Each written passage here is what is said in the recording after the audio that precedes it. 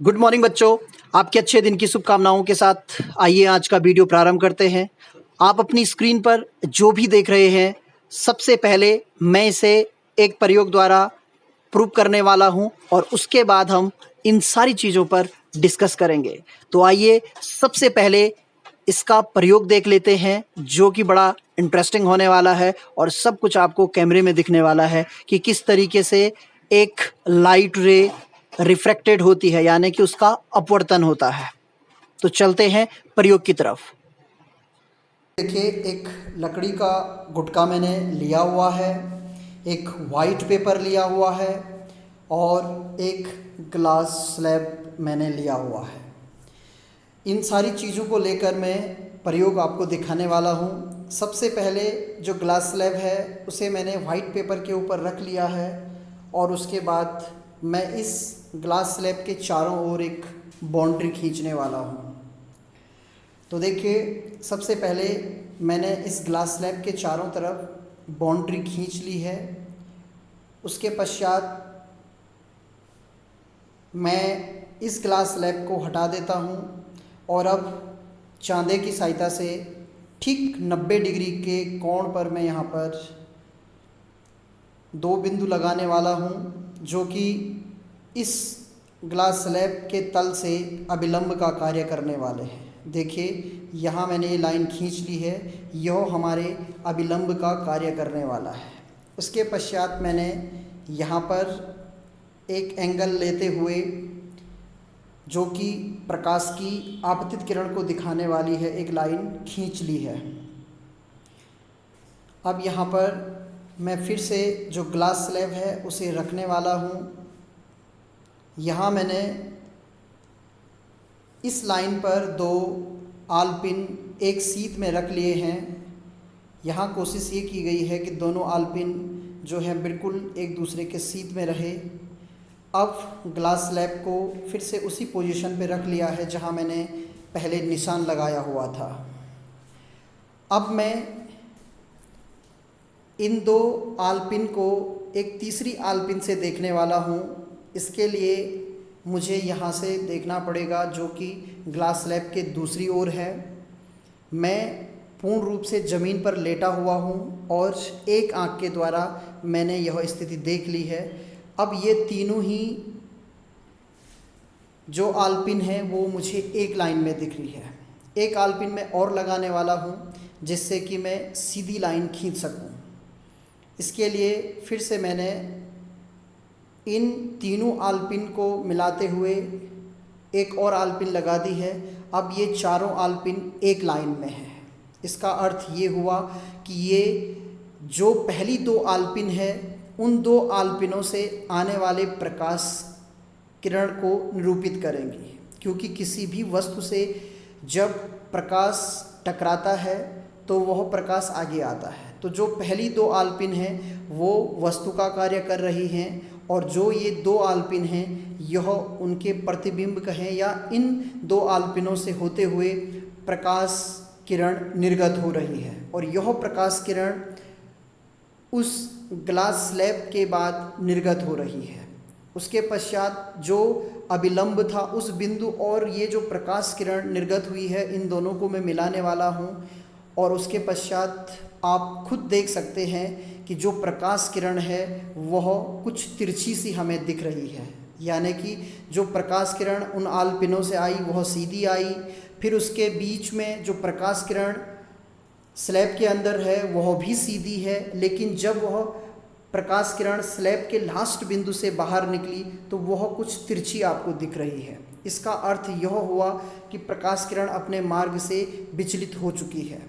कितना विचलन हुआ है उस विचलन को दिखलाने के लिए मैंने जो आपतन बिंदु था उस बिंदु को और जो आपतित प्रकाश किरण थी उसके अनुदिश डॉट डॉट लाइन करके ये लाइन ड्रॉ कर दी है। और अब आप देख सकते हैं कि उस ग्लास स्लैब के कारण जो प्रकाश किरण है वह इतनी विचलित हो चुकी है। ये जो परपेंडिकुलर डिस्टेंस है इससे आप देख सकते हैं। अब इस प्रयोग का जो मुख्य भाग है वो मैं आपको दिखाने जा रहा हूँ। यहाँ की जो 2 आलपिन थी वो मैंने हटा ली हैं और उनके स्थान पर मैं यहाँ पर एक लेज़र लाइट प्रयोग कर रहा हूँ।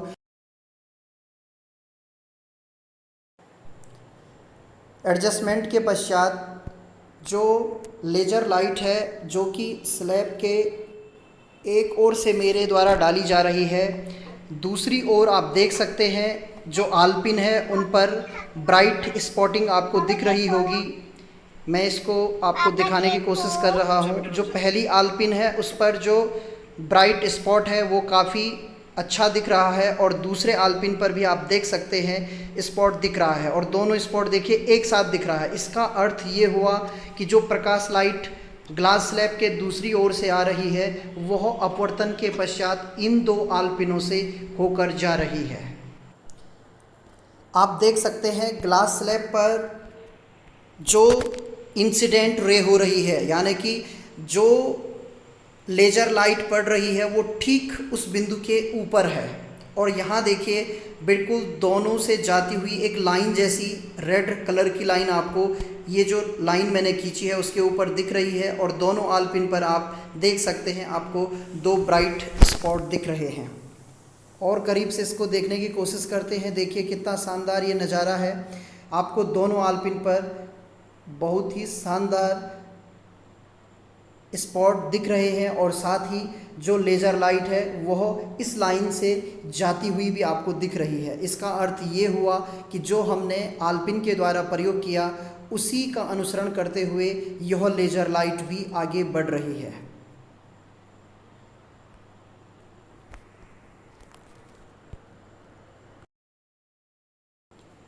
आगे मैं आपको दिखाने वाला हूँ प्रकाश की जो लाइट है। अब मैं उसे उल्टी तरफ से यानी कि बिल्कुल जो ग्लास स्लैब है उस पर डाल रहा हूँ और आप देखिए जहाँ से मैं अभी तक लेज़र से लाइट डाल रहा था उसके अपोजिट में आपको दिखा रहा हूँ। दो आलपिन मैंने और लगाई हुई हैं और उन पर दो स्पॉट दिख रहे हैं।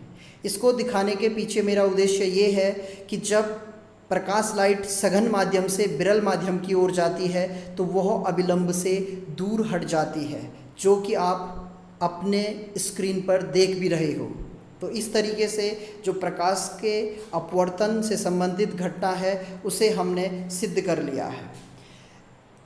इस कागज़ तल पर मैंने जो प्रयोग किया था उसे मैं जल्दी आपको दिखा रहा हूँ कि क्या क्या उसमें नेमिंग थी। ये सारी चीज़ें मैं आपको वाइट बोर्ड पे दिखाने वाला हूँ। और अब देखिए जो इंसिडेंट एंगल था यानी जो आपतन कोण था वो मैं आपको मेजरमेंट करके दिखाने वाला हूँ कि वह कोण कितना आता है। तो देखिए यहाँ से अगर हम मेजरमेंट करते हैं तो ये लगभग 40 डिग्री हमें प्राप्त हुआ और ठीक इसके नीचे की साइड जो अपवर्तन कोण है उसे भी मैं आपको मेजरमेंट करके बताने वाला हूँ। तो देखिए 90 डिग्री है और उसके इस साइड को मुझे नापना है तो 10, 20 और लगभग 23, 3 और खाने इसमें हैं तो लगभग 23 डिग्री ये एंगल हमें प्राप्त हुआ। तो इंसिडेंट एंगल और जो रिफ्रैक्टेड एंगल है इन दोनों की वैल्यू जो है वो हमें अलग अलग प्राप्त हुई। आपतन कोण का मान 40 डिग्री है और जो अपवर्तन कोण है उसका मान 23 डिग्री है। जो भी हमने अपने प्रयोग में अभी तक सिद्ध किया उसे अब मैं आपको इस वाइट बोर्ड की सहायता से समझाने वाला हूँ। यहाँ पर मैंने दो फिगर ली हुई है। पहली जो फिगर है उसमें जो प्रकाश किरण है वो एक विरल माध्यम से आ रही है यानी कि रेयरर मीडियम से आ रही है और डेंसर मीडियम में जा रही है। तो मान लीजिए ये जो मीडियम है यह वो ग्लास स्लैब है जो कि आपने प्रयोग में देखी थी। दूसरा जो फिगर है उसमें पहला मीडियम डेंसर है यानी कि सघन माध्यम है और दूसरा माध्यम विरल है यानी कि यहाँ आप ये समझ सकते हैं पहले कांच का टुकड़ा है और उसके बाद जो है हवा है या कोई भी विरल माध्यम है। सबसे पहले विरल माध्यम में यह प्रकाश किरण जो ग्लास स्लैब है उसकी तरफ आ रही है तो इसे आपतित प्रकाश किरण या इंसिडेंट लाइट रे कहते हैं। जहाँ पर यह ग्लास स्लैब को टच करती है उस पॉइंट को हम आपतन बिंदु या पॉइंट ऑफ इंसिडेंस कहते हैं। यहाँ पॉइंट ऑफ इंसिडेंस पर एक अभिलंब खींचा जाता है। अभिलंब का अर्थ होता है यहाँ पर 90 डिग्री का कोण बनाते हुए एक लाइन खींचनी है। तो ये नॉर्मल हो गया और जो नॉर्मल है और इंसिडेंट रे है उनके बीच का जो कोण होता है यानी कि जो एंगल है उसे इंसिडेंट एंगल या आपतन कोण कहते हैं। तो इसे हम आई से दिखाते हैं। उसके पश्चात हमने देखा था कि जो प्रकाश किरण है वह इस मार्ग पर चले गई थी।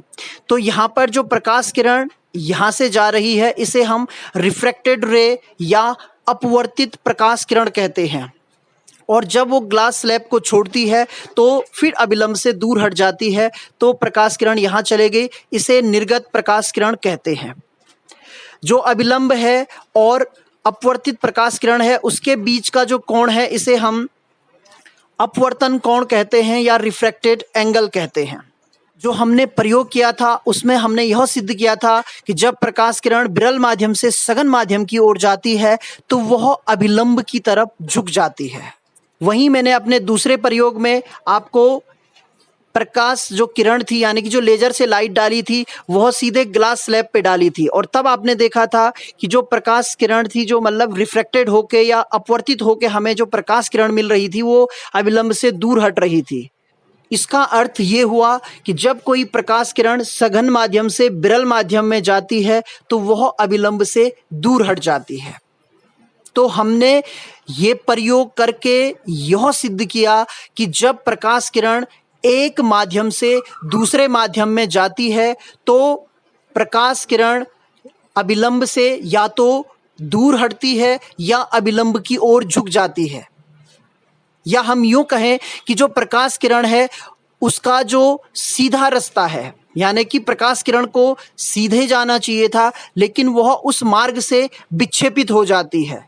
तो प्रकाश किरण के एक माध्यम से दूसरे माध्यम में जाने पर अपने मार्ग से जो विक्षेपण होता है, जो डिफ्लेक्शन होता है, उसे हम प्रकाश का अपवर्तन कहते हैं, रिफ्रैक्शन ऑफ लाइट। साथ ही हमें यह भी समझ में आ चुका है कि जब प्रकाश किरण विरल माध्यम से सघन माध्यम की ओर जाती है तो वह अभिलंब की ओर झुक जाती है, और जब वह सघन माध्यम से विरल माध्यम की ओर जाती है तो वह प्रकाश किरण अभिलंब से दूर हो जाती है। प्रकाश अपवर्तन की घटना प्रकाश की जो चाल है उसमें परिवर्तन के कारण होती है, यानी कि जब प्रकाश किरण विरल माध्यम से सघन या सघन माध्यम से विरल माध्यम में जाती है तो प्रकाश किरण की चाल में परिवर्तन हो जाता है। तो आइए अपवर्तन के नियम समझ लेते हैं कि अपवर्तन के नियम क्या हैं। प्रकाश अपवर्तन का जो पहला नियम है वो यह है, आपतित प्रकाश किरण नॉर्मल यानी कि अभिलंब और अपवर्तित प्रकाश किरण तीनों एक ही तल में स्थित होते हैं। तो एक ही तल, यहाँ पर ये जिस तल पे मैंने इनको बनाया है तो बिल्कुल इसी तरीके से ये तीनों ही किरणें एक ही तल में स्थित होती हैं।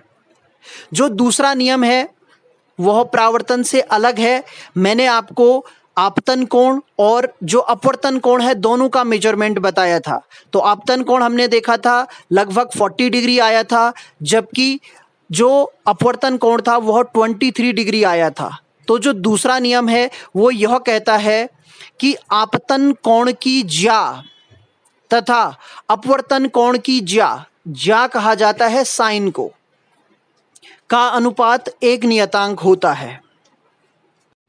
इसे हम स्नेल्स लॉ कहते हैं, जिसके अनुसार sine i upon sine r is equals to constant होता है। और इस नियम को इस तरीके से कहा जाता है कि आपतन कोण की ज्या तथा अपवर्तन कोण की ज्या का अनुपात एक नियतांक होता है, और यह नियतांक उन दो माध्यमों के बीच एक रिलेशन बताता है। तो अगला डिस्कस मैं इसी पे करने वाला हूँ। जो सबसे महत्वपूर्ण है वह है स्नेल का नियम या स्नेल्स लॉ, जिसके अनुसार sine i upon sine r is equals to n या म्यू होता है। जो एन है या म्यू है इसे हम प्रकाश का किन्हीं दो माध्यमों के लिए अपवर्तनांक कहते हैं। तो अपवर्तनांक एन बराबर होता है प्रकाश की निर्वात में चाल अपॉन प्रकाश की किसी माध्यम में चाल।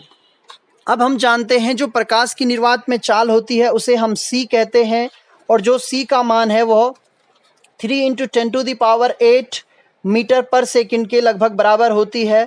और मान लीजिए किसी माध्यम में v है तो यहाँ पर जो फॉर्मूला होगा वह n = c/v हो जाएगा। तो अपवर्तनांक का मान यदि पहला माध्यम निर्वात है तो n = c/v होता है। सबसे पहले जो sine i upon sine r is equals to n21 लिखा है, इसे आपको पढ़ना आना चाहिए। देखिए इस तरीके से इसे पढ़ा जाएगा। n21 का अर्थ हुआ द्वितीय माध्यम का प्रथम माध्यम के सापेक्ष अपवर्तनांक, और यदि n12 लिखा है तो उसका अर्थ होगा प्रथम माध्यम का द्वितीय माध्यम के सापेक्ष अपवर्तनांक। अभी हमने निर्वात के सापेक्ष जो अपवर्तनांक का फॉर्मूला पढ़ा था, उसके अनुसार n1 इज इक्वल्स टू हो जाएगा c अपॉन v1, माना इसमें जो प्रकाश की चाल है वह v1 है, और n2 इज इक्वल्स टू हो जाएगा c अपॉन v2, माना इस माध्यम में जो प्रकाश की चाल है वह v2 है। तो देखते हैं इस फॉर्मूले के अनुसार क्या होगा। सबसे पहले जो n21 है उसका अर्थ होता है n21 is equals to n2 upon n1।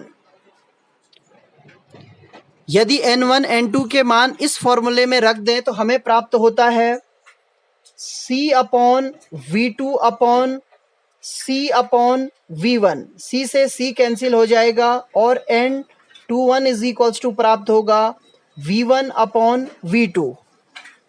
इसका अर्थ ये हुआ कि जो प्रकाश का अपवर्तनांक है किन्हीं दो माध्यमों के लिए, उसका एक सूत्र और हमें प्राप्त हो चुका है, प्रकाश की प्रथम माध्यम में चाल अपॉन प्रकाश की द्वितीय माध्यम में चाल। तो इस तरीके से हमने ये फॉर्मूला भी प्राप्त कर लिया।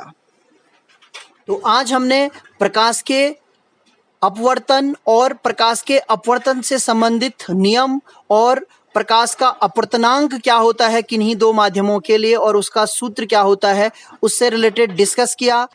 प्रकाश का जो अपवर्तनांक है उससे यह पता लगता है कि किन्हीं दो माध्यमों के बीच यदि प्रकाश एक माध्यम से दूसरे माध्यम में जाएगा तो उसकी चाल में कितना परिवर्तन हो।